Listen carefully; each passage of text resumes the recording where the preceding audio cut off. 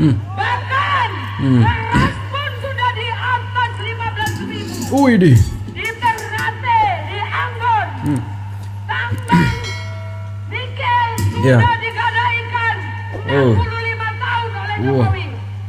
Di 65 mana tahun ya. Jokowi? Saya berjuang buat Jokowi 2 kali. Iya. Bahkan saya botakin rambut saya. Saya sangat kecewa dengan adanya Jokowi. Iya. Cawe-cawe Jokowi sudah keterlaluan. Iya iya. Dengan adanya bansos, dengan adanya cawe-cawe Iya. yang membuat kita semua kecewa dan marah. Iya iya. Satu kata, lawan, lawan, Iya iya iya iya. lawan, Iya iya iya iya. Iya iya. Jadi kita semua pada sore ini tidak ada pilihan bahwa Ya. gerakan-gerakan kesadaran kolektif untuk menjaga NKRI sebetulnya ada di titik sangat membahayakan. Iya. Ketika satu anak haram konstitusi, satu anak haram KPU, Ya. lalu nanti dia dilantik, maka Anda akan melihat foto anak itu yang konon SMA-nya saja jelas. Lalu nanti akan ada foto bapak yang satu, bapak oke gas, yang satu anak dari yang suka main sepeda mini. Ya, jadi di kantor-kantor Anda ada foto 2 bapak, yang satu bapak yang sudah tua, yang satu anak yang belum cukup umur. Nanti tinggal John Etes jadi menteri sekretaris kabinet. Secara legitimasi MK sudah menyampaikan 02 sebagai pemenang, namun itu belum selesai bagi kami. Betul. Kami tidak terima Indonesia tanpa Jokowi. Indonesia tanpa Jokowi dan turunan-turunannya. Siapa turunan-turunannya? 02 Prabowo Subianto dan Gibran Rakebun Raka, karena tidak tampak pemimpin Indonesia. Tahu? Kalian tunggu. Berdoa, tenang, sabar, insya Allah kita tetap menang. Karena yang menang itu adalah tetap berada dalam kebenaran dan kesabaran, sebagaimana nasihat dari Habibina Muhammad Syihab. Itu ya. Assalamualaikum warahmatullahi wabarakatuh. Gimana kabarnya semua? Semoga dalam keadaan sehat walafiat ya. Saya doakan teman-teman semua yang sekarang punya kesusahan sudah menemukan solusinya, dan yang masih jomblo saya doakan teman-teman semua sudah menemukan pasangannya, dan yang masih teriak-teriak di sana semoga diberikan kesadaran dan kelapangan hati untuk menerimanya ya. Karena hasil keputusan dari MK sudah keluar ya. Siapa yang jadi pemenang sekarang sudah ditentukan. Jadi tinggal sekarang para pendukungnya untuk semoga Allah memberikan keluangan hati, kebesaran hati untuk menerima keputusan yang sudah ditetapkan oleh MK ya. Jadi jangan lupa juga teman-teman semua yang sudah menemukan channel ini, jangan lupa dibantu subscribe, dibantu share, dibantu komen, dibantu like-nya juga ya. Insya Allah mudah-mudahan channel ini bisa berkembang ya. Jadi video yang tadi sudah sebagai pembuka, dibuka dengan teriakan-teriakan dari pendukung-pendukung yang kalah ya. Nah, kita lanjutin ke video berikutnya ya. Ini lebih seru lagi nih ya. Ada banyak-banyak spekulasi-spekulasi yang terjadi dari hasil putusan MK yang jadi sekarang bentar lagi akan dilantik, tapi banyak sekali spekulasi-spekulasi nih yang berseliweran di dunia maya sana. Jadi gimana spekulasinya, dan juga masih juga nanti ada teriakan-teriakan apa? Kita lihat video berikutnya. Ini dia. Nih lagi ya. Ya.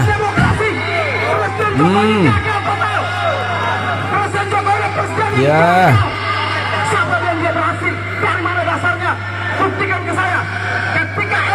bahwa menolak keputusan itu bukti bahwa konser ya, lagi konser tuh. Jokowi yang korupsi, Jokowi Jokowi itu solusinya. Jokowi memberikan pemerintah paling gagal selama pergantian presiden. Anda paling gagal. Ingat, masyarakat banyak sengsara. Ingat, banyak rakyat menderita. Rakyat sementara menderita.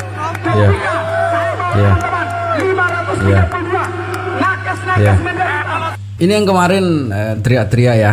Ini ternyata di depan nih semangatnya boy gini, tapi di belakang layar kita lihat video yang kemarin itu ya, terjadi juga gitu ya dari antar pendukungnya ya, antar timnya lah gitu ya. Jadi Mr. Alor Boy ya, ini ayolah ya, ini keputusan MK sudah keluar, jadi yuk belajar membesarkan hati ya, jangan hanya belajar teriak-teriak saja, tapi coba belajar untuk membesarkan hati untuk menerima ini semua ya. Apalagi nih, Bongkar-bongkar yuk. Candi Kita lihat IKN aja Jokowi. nanti. Ya. Seorang Prabowo ini tidak akan mau tunduk sama seorang Jokowi. Ya. Ini fakta. Ya. Karena keluarganya kemarin sudah membuat rapat besar. Ya. Iya. IKN akan mangkrak. Ya. Pasti. Ya. Ya. Nanti SBY meninggalkan Hambalang. Ya. Gitu ya. Jadi banyak sekali memang spekulasi yang berseliweran ya. Prabowo akan ini kepada Jokowi, tapi tidak ada sejarah dalam hidupnya Prabowo sebagai pengkhianat bangsa, pengkhianat apalagi sampai mengkhianati temannya. Prabowo itu seorang yang pandai berterima kasih, pandai sekali berterima kasih kepada orang yang sudah baik kepada beliau ya. Jadi beda dengan yang di sana ya. Jadi untuk Prabowo sebagai pengkhianat, sebagai orang yang tidak setia kawan, kayaknya jauh dari itu. Tapi itulah memang bahasa-bahasa yang dari orang-orang yang tidak terima dengan keputusan yang dari MK kemarin ya. Kita lanjutin video berikutnya. Dan hasil putusan ini akan menjadi sekarang Ya, jalan lagi. tadi, memberikan laluan dari bahan angket, insya Allah akan terlaksana. Ya. Amin. Amin. Jadi ini yang terakhir ya. Putusan pengadilan MK sudah jadi memutuskan. kawin-kawin itu. Sekarang dia mau ke Putusan angket pengadilan lagi menyatakan tuh. bahwa ada keterlibatan mobilisasi, beberapa hal yang penting. Yang pertama, bahwa proses pemilu kita ini dari sejak awal terjadi pelanggaran etik. Ya. Dalam argumentasi yang dikemukakan oleh majelis hakim tadi jelas bahwa pelanggaran etik itu dilakukan, Ya. terutama kepada pemimpin tertinggi kita, yaitu Presiden Republik Indonesia. Ya. Persoalannya memang adalah bagaimana mengukur dan menilai pelanggaran etik itu dalam proses yang namanya sengketa pilpres ini. Ya. Aturan-aturan pelaksananya belum diatur. Ya. Oleh karenanya Mahkamah merekomendasikan untuk membuat aturan-aturan yang jelas. Ya. Yang kedua, saya kira yang terbukti juga dikemukakan oleh Prof. Eni. Ini yang menjadi argumentasi yang dikemukakan oleh para menteri yang hadir. Ya. Ternyata fakta-fakta persidangan, apa yang dikemukakan bansos yang diberikan oleh Presiden kepada daerah-daerah yang dikunjungkan, yang mensandarkan pada DOP, dana operasi Presiden, tidak diatur sebagaimana aturan yang dibuat. Ya. Itu jelas tegas. Artinya di sini terjadi abuse of power yang dilakukan oleh Presiden Jokowi dalam melaksanakan yang namanya dana operasi Presiden tersebut. Ya. Yang ketiga, di samping itu saya kira yang tidak kalah pentingnya juga meminta sesungguhnya kepada lembaga-lembaga yang terkait, dalam hal ini Dewan juga, untuk melaksanakan fungsi-fungsi yang sebagaimana yang harus dilaksanakan oleh Dewan Perwakilan Rakyat. Ya. Oleh karena itu, belum waktu yang terlambat, proses yang ada di Mahkamah Konstitusi ini menjadi jalan, menjadi laluan bagi Ya. Dewan Perwakilan Rakyat untuk menggunakan hak angketnya dalam proses yang paling tidak dikemukakan. Ya, tuh ya. Apalagi nih? Apa aku bilang? Percuma kalian ya menggugat itu dan ini di sana. Karena sebelum ada gugatan, hakim-hakim diberi penghargaan. Ya. Tentu saja dibisik-bisik dong. Bilang ada perbedaan. Justru kalau hakim itu punya nurani, karena ada perbedaannya, bagaimana agar mendapatkan perdamaian. Nah, seperti itu kan. Nah, sahabat-sahabat rakyat seluruh Indonesia, Anda mau tahu kenapa setelah diputuskan hakim bahwa Prabowo menang, bendera yang namanya di Aceh, gerakan Aceh Merdeka langsung berkibar. Selama ini berarti gerakan Aceh Merdeka itu ada kaitannya dong dengan Prabowo. Sebentar lagi mungkin KKB dan OPM Papua Merdeka akan berkibar juga. Ada kaitannya enggak dengan Prabowo? Pak Jokowi, suatu saat Anda akan menyesal. Banyak korban ya, rakyat yang tidak berdosa. Rakyat yang tidak berdosa banyak korbannya akibat hal-hal yang seperti ini.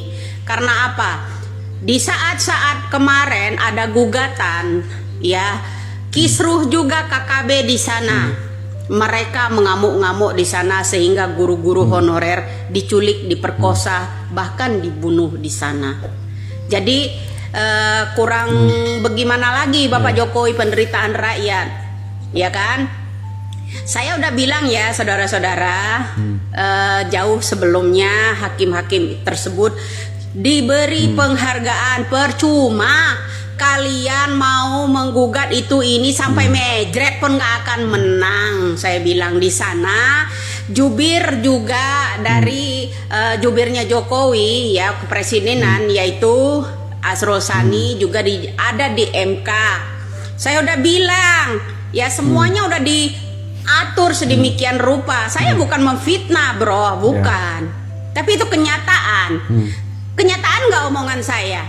Percuma kalian bontang-banting ngabisin uang semuanya ya. Data-data mereka itu pakai data Bapak Jokowi, ya kan? Percuma kalian mengajukan ke meja konstitusi ya.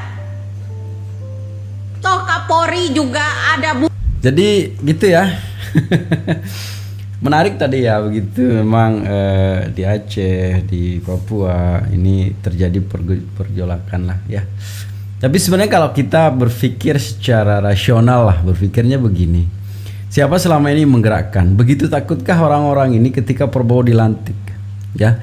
Orang yang dididik dari militer itu kecil kemungkinan dia sekali lagi sebagai pengkhianat bangsa. Jadi tugas seorang militer, TNI, Polri dan sebagainya adalah bagaimana menjaga keutuhan dari bumi Indonesia ini. Ya, kalau kita lihat ini banyak sekali memang yang berseliweran di sini sekarang mengatakan bahwa sesungguhnya itu Prabowo ini memang ada mau main lah. Tapi ya mau gimana lagi ya? Memang kalau statement-statement seorang pembenci itu banyak yang bisa dicocok-cocokkan lah ya. Tapi sepertinya kalau Prabowo yang akan dilantik nantinya, mungkin mustahil bagi Prabowo tanah Indonesia ini sejengkal saja lepas dari bumi pertiwi ini. Banyak hal mungkin kedepannya kita tidak tahu ya, bro sis, kita tidak tahu kedepannya Indonesia ini kayak gimana ya. Kalaupun yang sebelah juga akan menjabat sebagai presiden, apakah juga menjamin hal itu akan tidak seperti ini? Kan tidak menjamin juga. Tapi intinya Prabowo sebagai didikan dari tentara adalah bagaimana menjaga kesatuan persatuan Indonesia ini, kayaknya haram bagi beliau untuk melepas satu jengkal tanah Indonesia ini. Jadi siapa yang cawe-cawe sekarang yang membuat situasi ini menjadi begini perlu dipertanyakan ya, karena kita tahu sendiri bahwa banyak nih negara-negara yang takut ketika Prabowo akan jadi seorang presiden, terutama negara-negara yang itulah ya takut dia melihat Prabowo menjadi presiden. Apakah ini sangkut kita kalau kita berpikir positif memang arahnya situ ya, tapi kita lihat nanti aja dah ya. Ya. Kasus Jakarta kan dia tertutup jadi calon presiden. Ya. Ditutup. Iya. Nah, Kalau enggak diproses terus. iya makanya kalau nganggur diproses. Iya. Jangan kasih nganggur. Jadi harus ada posisi terus ya. Harus ada posisi. Mau ikut Pak Prabowo, punya utang sama Pak Prabowo. Gimana? Iya. Kita ngingetin Pak Anies masih punya kesempatan. Iya. Jangan kasih nganggur. Ini dari Pak Norman ini.